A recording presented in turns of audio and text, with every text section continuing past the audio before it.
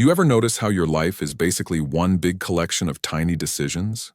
Like whether to get up when your alarm rings or hit snooze and convince yourself that another 7 minutes will somehow turn you into a functioning adult?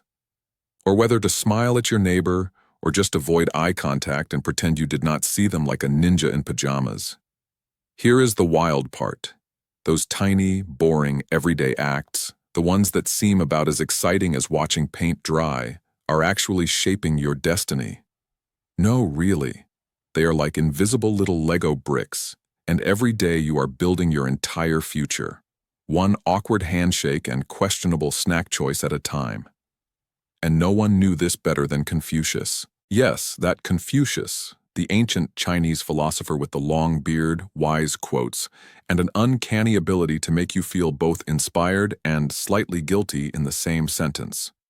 This guy basically invented the whole small daily acts build character thing way before self-help books and TED Talks were cool.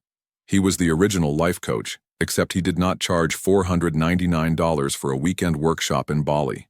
He believed that greatness does not come from dramatic, once-in-a-lifetime moments, but from what you do when no one is looking and Instagram is not recording. That means the way you treat the barista when they get your order wrong says more about your future than whether you once saved a puppy from a burning building. The puppy thing is still cool, though. Keep doing that. Here is the secret sauce of Confucius's thinking. He did not see character as something you magically wake up with one day, like a surprise Amazon package you forgot you ordered.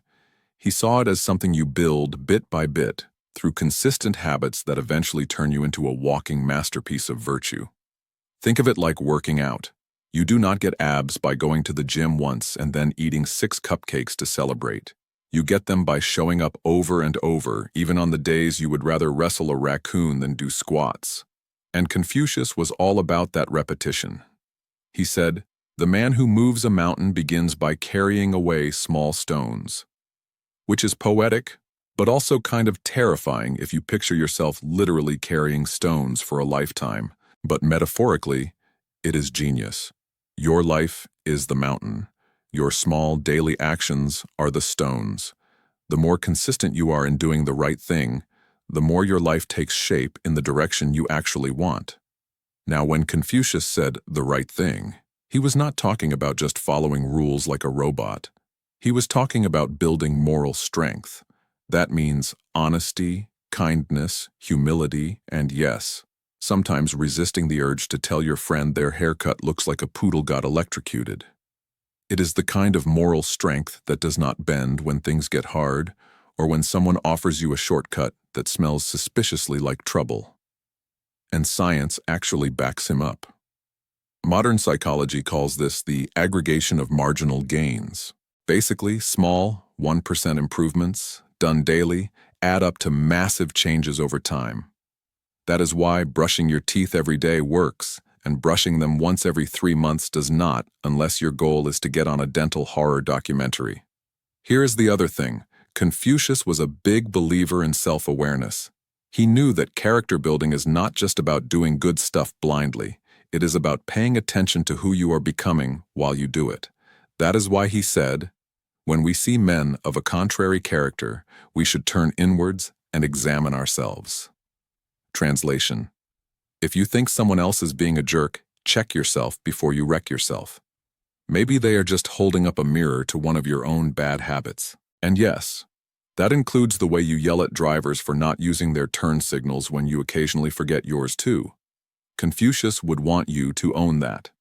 The great part is, this whole character-building business does not require you to make giant life changes overnight. It is more about upgrading your small daily acts, which sounds simple until you realize how many of them you are doing without thinking. Take greeting people. Confucius would say that the way you greet someone, even casually, sets the tone for the relationship. You might think you are just mumbling "hey" into your coffee cup, but to them, that might read as, "This person could not care less about my existence." That stuff adds up.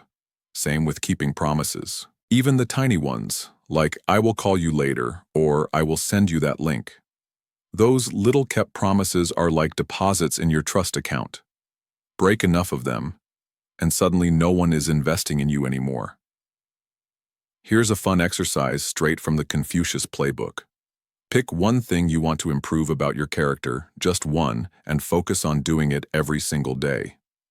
Let us say you want to be more patient. Instead of waiting for a big test of patience, like surviving a 4-hour flight delay, start by not losing your mind when the Wi-Fi takes 2 extra seconds to load. That is a small win. Then you build on it. Over time, you become the kind of person who can face big challenges without turning into a human volcano. And here is the kicker. This works the other way too. If you let small negative acts slide, they compound into big character flaws.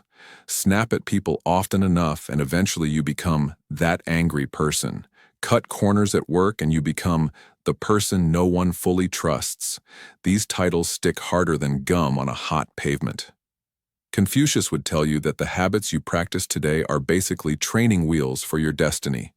You are either training to be wise, kind, and dependable, or you are training to be someone who people avoid like a dodgy buffet. The choice is not made in big moments, it is made in the little ones. And that means you are in control, which is both empowering and mildly terrifying, because now you cannot blame fate for the fact that you binge-watched 8 hours of reality TV instead of doing something productive. The philosopher also had this amazing idea called rectification of names, which sounds fancy but basically means call things what they are and act accordingly. If you call yourself a friend, act like one. If you call yourself a leader, behave like it. Titles mean nothing if your daily actions do not back them up.